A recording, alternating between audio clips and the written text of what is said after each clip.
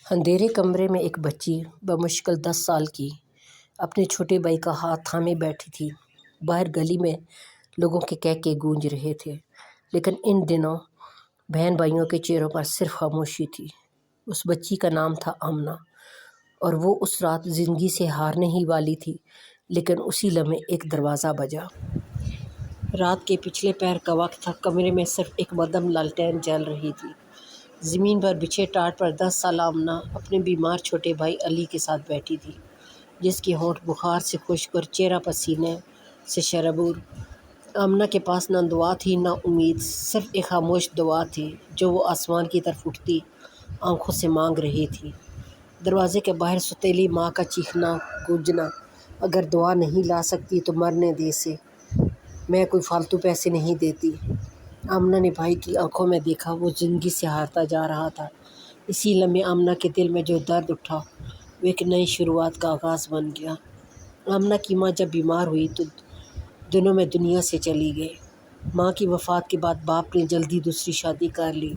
نئی بیوی کو بچے بوجھ لگے۔ "میرے بچے ہوں تو برداشت کروں، یہ تو پرانی بیوی کی نشانی ہے", وہ اکثر کہتی۔ باپ نے خاموشی اختیار کر لی۔ وہ خود بھی حالات سے ٹوٹا ہوا تھا اور اپنی نئی بیوی کے زیر اثر آمنہ اور علی سے نظریں چراتا رہتا۔ آمنہ نے بہت جلد یہ سیکھ لیا کہ اب اسے اپنے بھائی کا سہارا بننا ہے۔ صبح کے وقت جب دوسرے بچے یونیفارم پہن کر اسکول جا رہے ہوتے، آمنہ ایک چھوٹا سا کپڑے کا تھیلا لیے محلے میں کوڑے چننے نکلتی۔ "کچرا چن لے بچی، ورنہ کل سے کھانا بند", سوتیلی ماں کی آواز اس کے کانوں میں گونجتی۔ محلے والے ترس تو کھاتے، مگر کوئی کچھ کرتا نہیں۔ کچھ عورتیں ہنستی بھی تھیں۔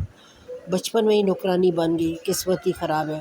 آمنہ روز اپنے ہاتھوں سے چھالے لیے واپس آتی، مگر کبھی بھائی کے سامنے آنسو نہیں بہاتی۔ وہ چاہتی تھی کہ علی کو ایک دن اسکول لے جا سکے، ایک دن وہ بھی اسکول کا بستہ اٹھائے۔ ایک دن آمنہ سڑک کنارے بیٹھی تھی۔ اس کے ہاتھ میں کچھ سکے تھے جو ایک دکان والے نے ترس کھا کر دیے تھے۔ وہ سوچ رہی تھی دعا لے یا روٹی۔ اتنے میں ایک بوڑھا فقیر اس کے پاس آیا۔ "بیٹی، غم کا پہاڑ ہے نا؟" آمنہ نے حیرانگی سے کہا۔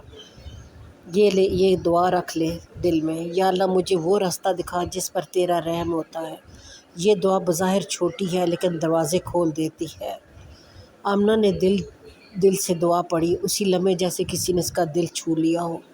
اگلے دن ایک گاڑی گلی میں آ کر رکی۔ گاڑی سے ایک نفیس باوقار خاتون اتری، محترمہ سعدیہ۔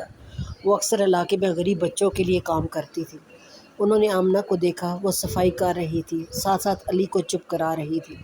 ان کا دل بھر آیا۔ "تمہارا نام آمنہ، کیا اسکول جاتی ہو؟" "نہیں، بھائی کو دیکھتی ہوں، کام پر بھیجتی ہے۔"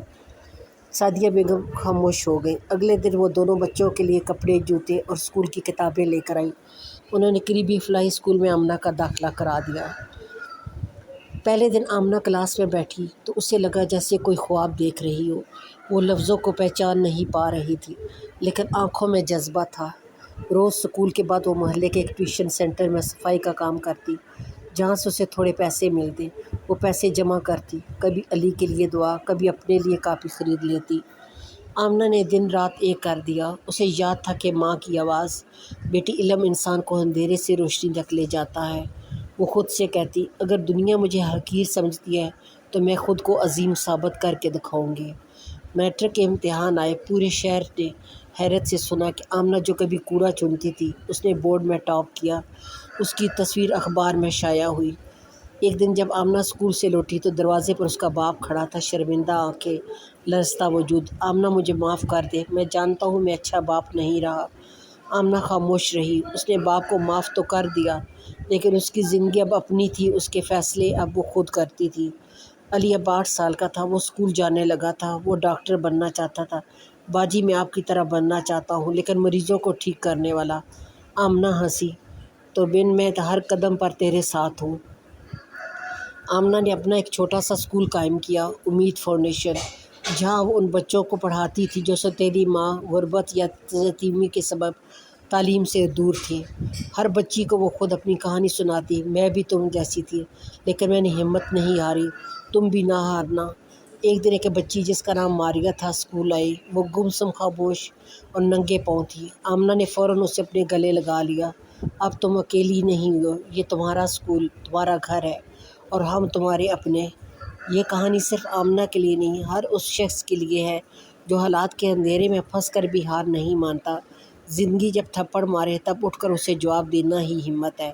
جو کچھ بھی نظر نہ آئے تب بھی یقین رکھنا ہی امید ہے۔ کیا آپ کے آس پاس کوئی آمنہ ہے، کوئی بچی، کوئی بچہ جو زندگی کی جنگ لڑ رہا ہے؟ ہاتھ بڑھائیے، چراغ بنیے، کیونکہ شاید آپ کے ایک قدم سے کسی کی دنیا بدل جائے۔